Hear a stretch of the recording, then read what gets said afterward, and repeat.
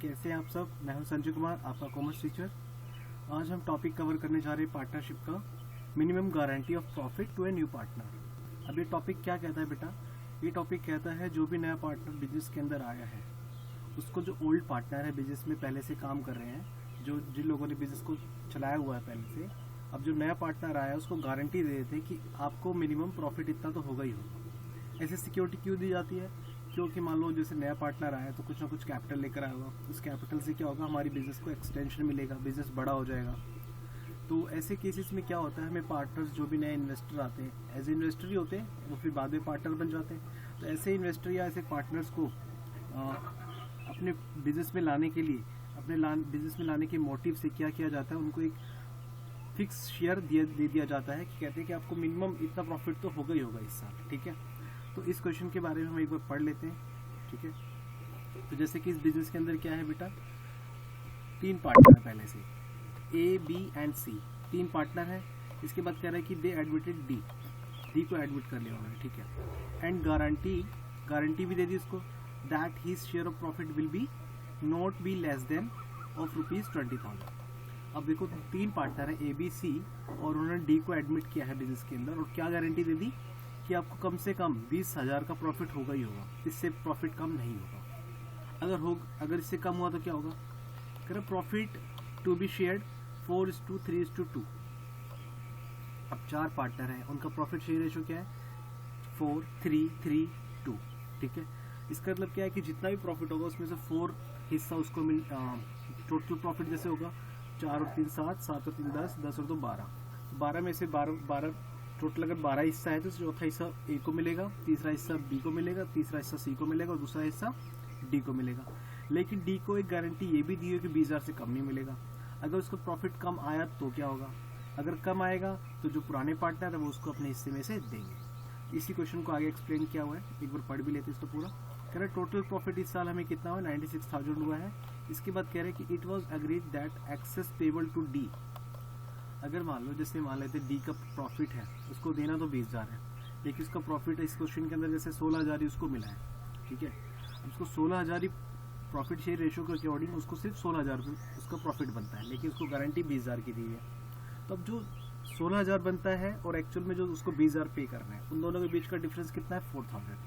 और जो 4,000 रुपये का डिफरेंस है, उस डिफरेंस को कौन पे करेगा, ए बी एंड सी। और वो कौन सी रेशो में पे करेंगे, वो क्वेश्चन बताता है कि 3:2 की रेशो में पे करेंगे। अब देखिए आगे मैं यहाँ से पढ़ रहा हूँ, डी ओवर ही share will be borne by A B and C in the ratio 3:1।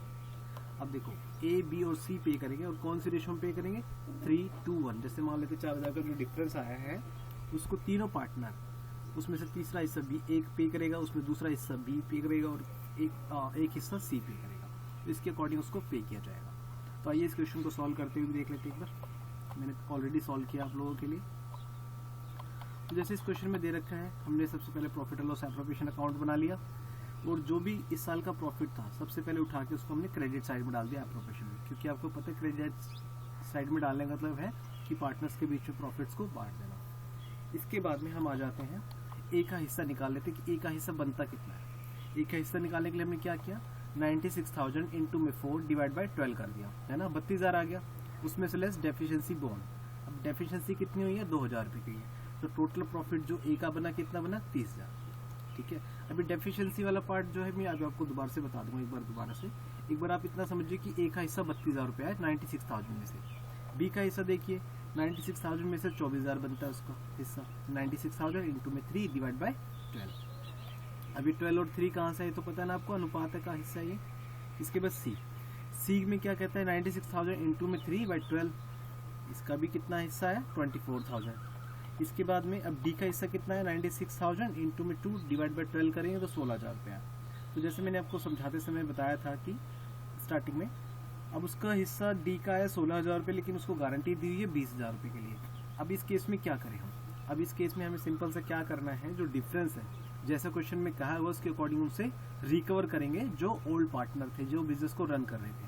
तो सबसे पहले हिस्सा किससे रिकवर करेंगे, ए से करेंगे, फिर बी से करेंगे और सी से करेंगे। ठीक है, अब कौन सी रेशो में करेंगे, हमने क्वेश्चन में पढ़ा था 3:2:1 की रेशो है। तो सबसे पहला पार्ट आया ए का।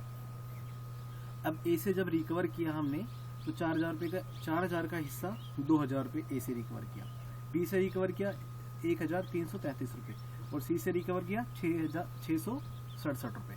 तो टोटल इसका जो 4,000 का डिफरेंस था हमने तीनों पार्टनर से मिला के रिकवर कर लिया। ये जो आपको दिखाई दे रहा है 2,000, 1,333, 667 रुपये, ये जो डिफरेंस, ये जो टोटल अमाउंट है किसका है 4,000 रुपये का। और ये कैसे बांटा हुआ है बेटा, रेशो में 3:2:1 में, ठीक है।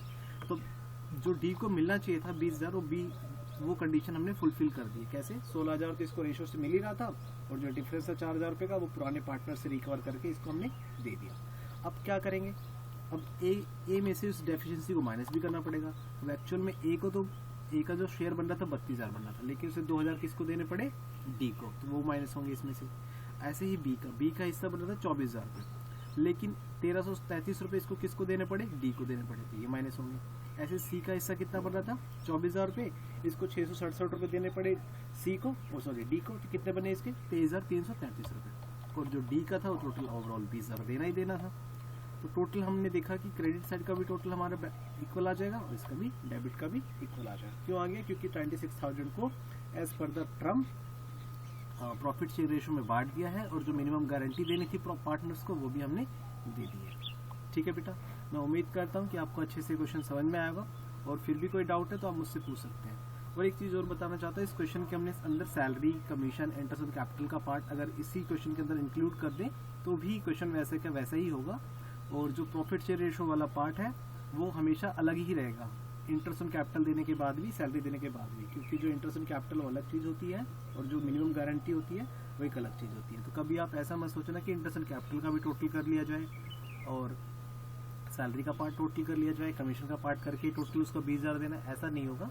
वो जो प्रॉफिट का पार्ट होगा वो हमेशा अलग रहेगा। इंटरेस्ट ऑन कैपिटल अगर देना है क्वेश्चन में तो देना ही पड़ेगा, सैलरी देनी है तो देना ही पड़ेगा, कमीशन देना है तो देना ही पड़ेगा।